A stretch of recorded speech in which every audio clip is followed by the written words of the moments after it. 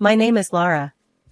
My life at 45 was a testament to what hard work and independence could achieve. Over $10,000 a month wasn't just a number, it was my declaration of success in a high-stakes game. Back when I was knee-deep in the MLM hustle, making a name and some solid cash for myself, Tom came into the picture. He was all charm and smarts, totally taken with the way I managed my business with a kind of independence that seemed to draw him in like a moth to a flame. He started showing up more, offering to help out with business stuff, or just to grab a coffee. I wasn't looking for anything serious, mind you. I liked my freedom, liked making my own rules, and breaking them if I felt like it. But Tom, he had a way about him, a persistence that wasn't pushy but kind of endearing. "You're not like most folks I meet in this gig," I told him once, over coffee. "Most guys run for the hills when they hear network marketing." Tom chuckled, taking a sip of his coffee. "Maybe I like the view from the hills. Gives me a chance to see who's climbing up to meet me." It was this blend of humor and sincerity that drew me to him. Our meetings became more frequent, and Tom's interest in my world grew. He asked questions, real ones that made me explain my business in ways I hadn't even considered. It was refreshing, invigorating, and, dare I say, flirtatious. We'd sit and chat about everything under the sun, and it wasn't long before he started talking about his mom. Now, I've always been close to my own folks, so hearing him speak so respectfully about his mother caught my attention. It wasn't just talk, you could tell he meant every word, held her in high regard. And that, I could respect. "Yeah, my mom's the real deal," he'd say with a kind of pride that lit up his face. "She's been through a lot, you know? Raised me all on her own. She's my rock." Hearing that stirred something in me. I've seen my own parents stick out the tough times, their love and respect for each other a constant through it all. I guess that's what got me seeing Tom in a new light. So, when he asked me to marry him, it wasn't the grand gesture or the promise of a life of ease that got me to say yes. It was the simple, honest love he had for his family. I thought, anyone who holds his family in such high regard, who talks about his mom with that much admiration, he's got to be a good man at heart. We got hitched, and those first few months were something out of a dream. Laughs, late-night talks about where we wanted our little empire to go, weekend getaways, just because we could. I was happy, genuinely happy, thinking I'd found someone who got me, who respected my hustle and had my back. After the initial bliss of our unconventional meeting and the whirlwind romance that followed, settling into married life with Tom brought its own set of challenges. One thing that started to stick out was Tom's relationship with his mother, Carol. It wasn't just close, it was suffocatingly tight. They were on the phone multiple times a day, and our weekends were monopolized by visits to her place. It started to gnaw at me, the extent of his attachment and the expectations it placed on us, especially me. One Saturday morning, as we were gearing up for yet another weekend at Carol's, I couldn't hold my tongue any longer. "Tom, do we have to spend every weekend doing chores at your mom's? I mean, doesn't she have anyone else to help out?" Tom looked at me like I'd just suggested we moon the neighbors. "Lara, she's old, and it's just us. Who else is gonna do it?" I sighed, frustration bubbling. "But, it's every weekend. Don't you think it's a bit much? I've got stuff I'd like to do too, you know?" His brow furrowed, and he crossed his arms, a clear sign he was digging in. "Look, Lara, she's my mom. She's always been there for me, and now it's my turn. I thought you'd understand that." The conversation was going nowhere, a stalemate between his unwavering loyalty to his mother and my growing resentment towards the situation. It was a red flag, flapping furiously in the wind of our relationship, but I chose to ignore it, convincing myself it was just a phase. As weeks turned into months, the red flags multiplied. Tom's sarcasm about my work began to surface more frequently. It was subtle at first, almost playful, but there was an undercurrent of disdain that I couldn't overlook. One evening, after a long day of video calls and client follow-ups, I settled next to Tom on the couch, laptop still warm from use. "Phew, nailed another big client today. This could be a game changer for us," I said, trying to share my excitement. Tom, eyes glued to the TV, grunted in response. Oh, yeah, that's great. But don't you think it's time you considered a real job? You know, one that doesn't have you glued to that screen all day? I bristled, my enthusiasm cooling into annoyance. A real job? Tom, this is a real job. I'm making more than we'd ever dreamed of. What's not real about that? He shrugged, not meeting my eyes. I dunno, Lara. It's just, all this network marketing stuff seems a bit dodgy, doesn't it? The word stung, a slap to everything I'd worked so hard to achieve. Dodgy? You know what, Tom? Maybe you should spend a day in my shoes, before you start judging. The conversation ended there, but the tension lingered, a thick fog between us that didn't dissipate. Tom's inability to value my career, coupled with his abnormal attachment to his mother, left me feeling isolated in my own marriage. The red flags were no longer just flapping in the wind, they were blaring sirens, warning me of the storm ahead. Yet, I pressed on, hoping for a change, clinging to the memories of our early days. But as time passed, it became increasingly clear that Tom's loyalty was split in a way that left little room for us, for me. The endless weekends at Carol's, my mother-in-law's place, had turned from a mild inconvenience into a full-blown chore. Every visit was the same routine: sit at the dining table, nod along to Carol's lectures on housekeeping and the importance of saving every penny, and watch Tom hang on to every word she said as gospel. It was like stepping back in time, and I was wearing thin. One such afternoon, as Carol went on about the virtues of homemade meals over eating out, Tom chimed in, his voice laced with that now familiar sarcasm. Yeah, Lara, maybe you should take a page out of Mom's book. All that time on your computer, and what do you have to show for it? A strange business that no one understands.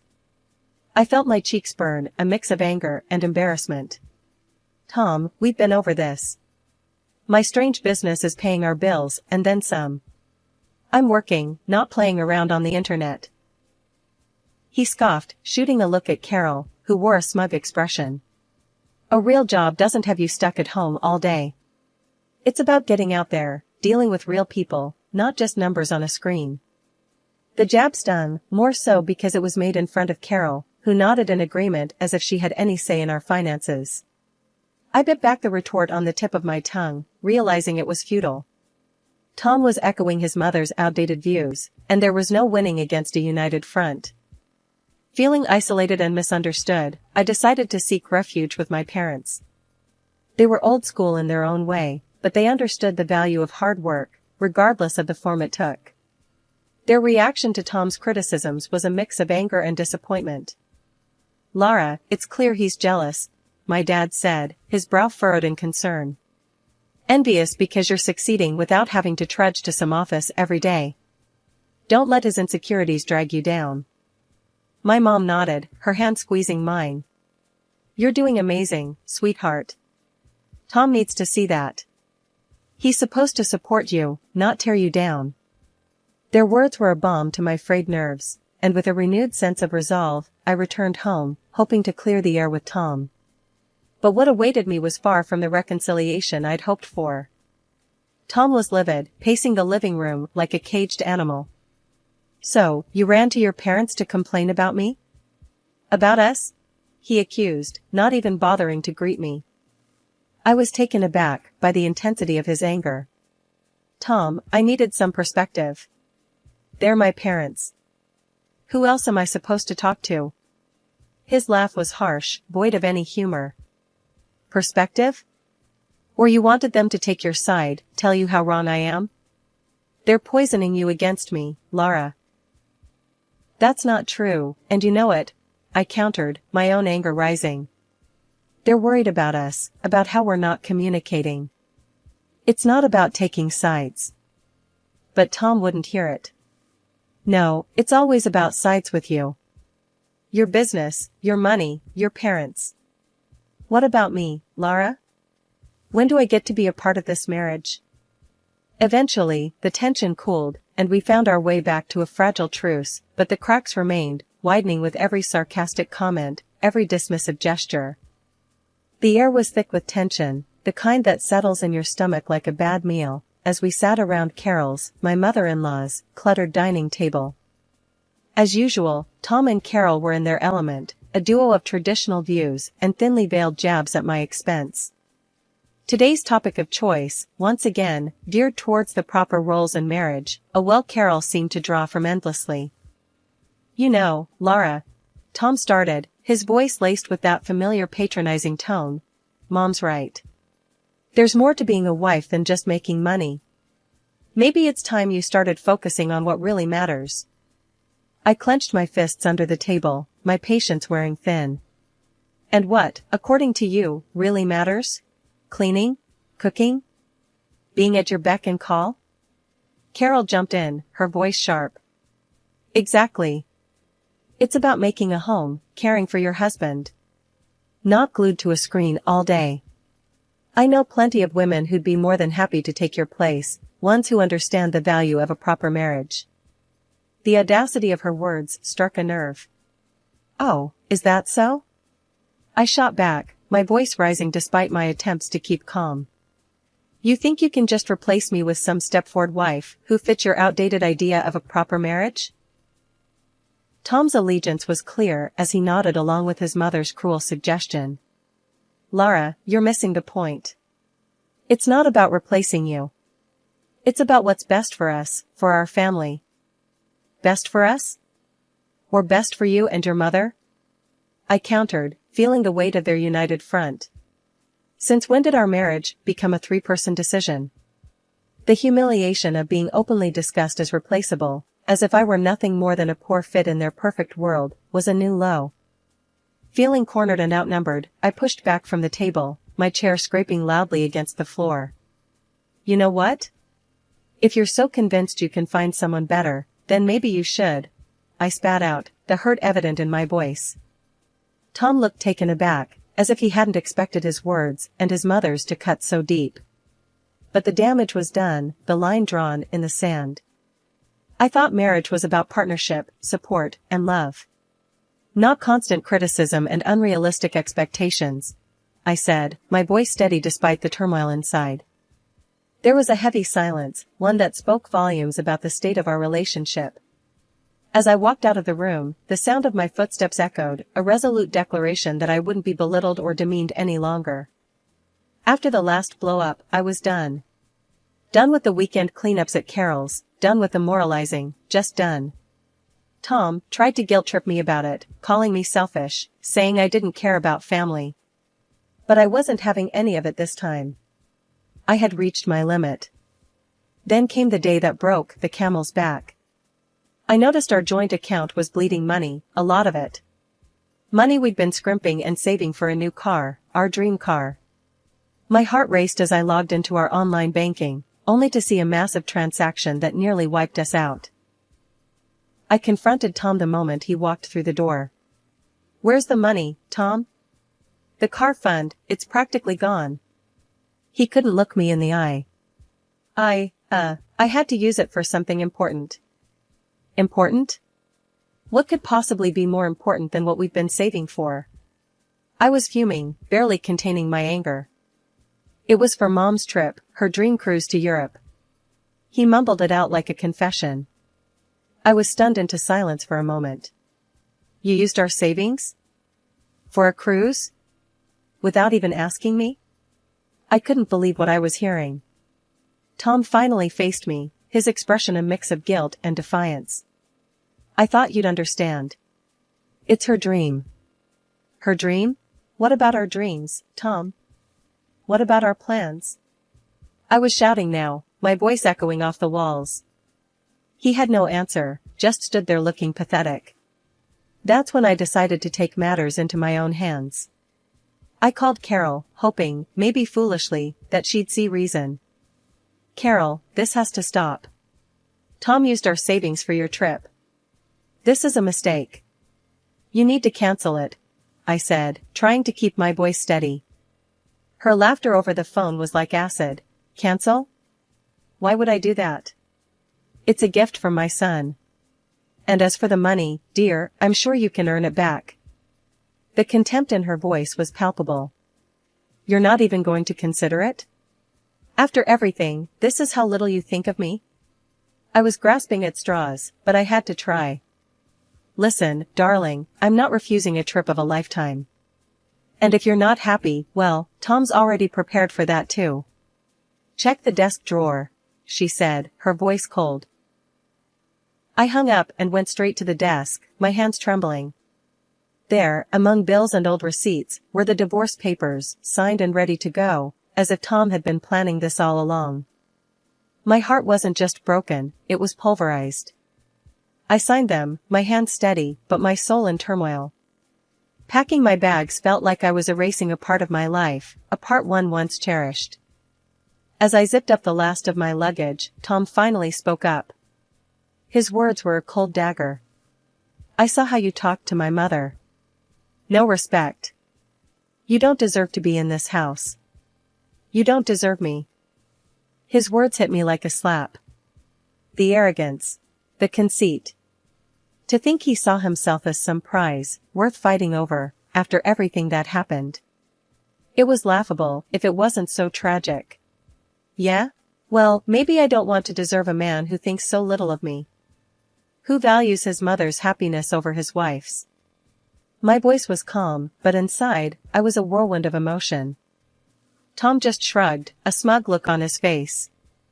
Good luck finding someone who'll put up with you like I did. I shook my head, disbelief and anger mingling. Trust me, Tom, the only thing I'll be looking for is peace. Something you and your mother never gave me. Leaving that house, I felt a weight lifting off me. It was the end of one chapter and the start of another. Driving to my parents' house, the emotions were overwhelming. But as soon as I saw the familiar front door, a sense of relief washed over me. This was home. This was where I belonged. My parents were shocked at first, but their support was unwavering. You're back now, and that's all that matters, my dad said, his voice firm and comforting. Mom was more fiery. Let him live with his mother if he loves her so much. You'll find peace now, without their constant badgering. And she was right. I threw myself into my work, my independence blossoming in the absence of Tom's and Carol's criticism. Saving money became easier without the drain of their demands. Slowly, I started to build a life for myself, one where I was in control, where my achievements were celebrated, not belittled. Living with my parents again, I rediscovered what support and love felt like. It wasn't long before I was able to move into my own place, a small but cozy house that was all mine. No Carol to judge me, no Tom to disappoint me. Just me, my work, and the peace I had longed for.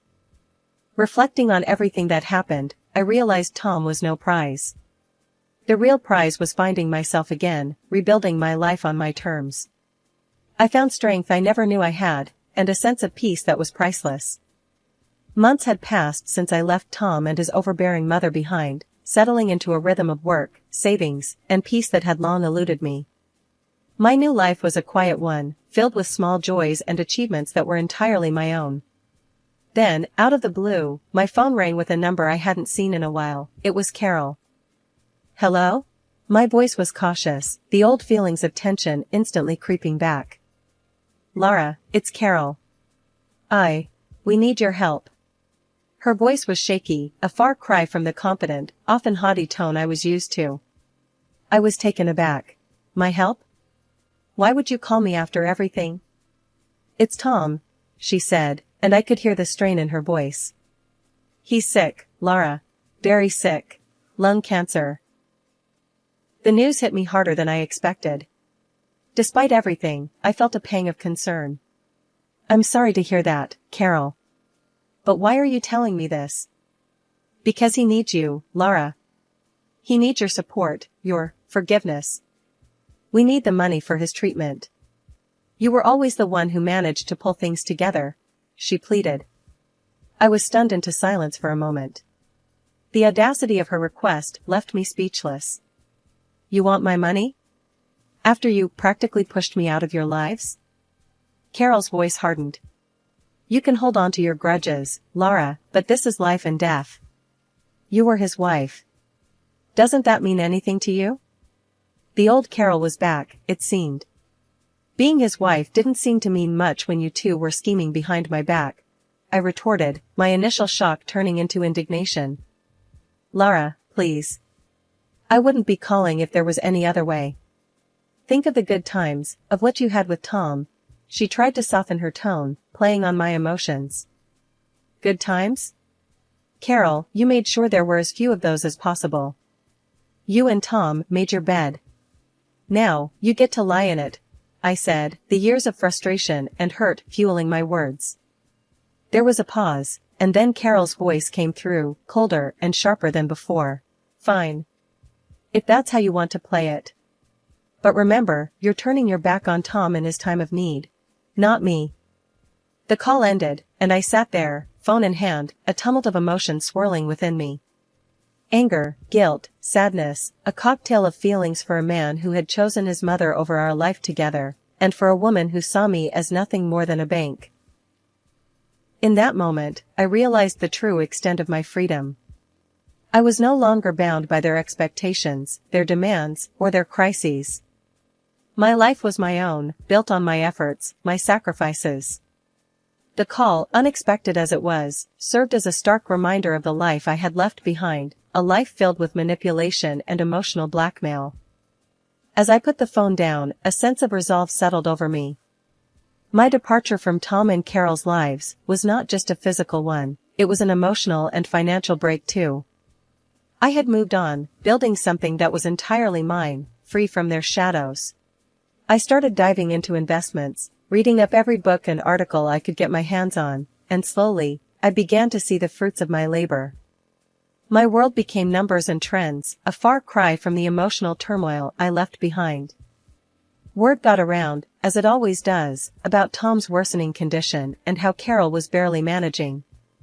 They'd blown through whatever savings they had, living a life far removed from the comfort they once knew.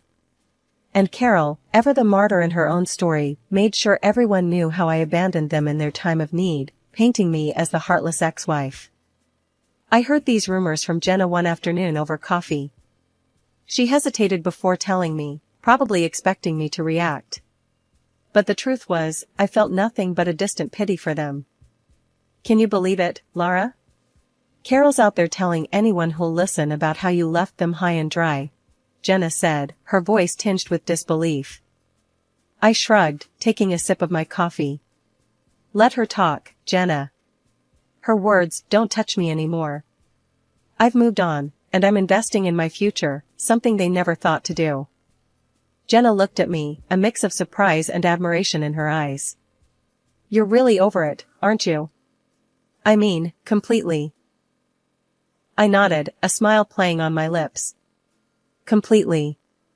My life's taken a turn for the better since I stopped letting them define my worth.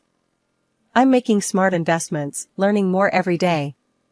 Their opinions, their struggles, they're just echoes of a life I left behind. It was liberating, this feeling of complete detachment from the chaos that once consumed me. The rumors, the pitying glances, they meant nothing now. I was building something lasting, investing in myself and my future. The contrast between my growing stability and their dwindling fortunes was stark, but it was the result of choices we each made. As I continued to expand my knowledge and portfolio, the satisfaction of seeing my investments grow was unmatched. I was proving to myself, more than anyone else, that I could thrive on my own terms.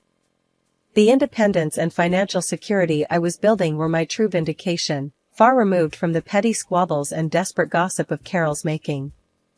One evening, as I reviewed my investment portfolio, the growth and progress reflected in those numbers filled me with a sense of pride.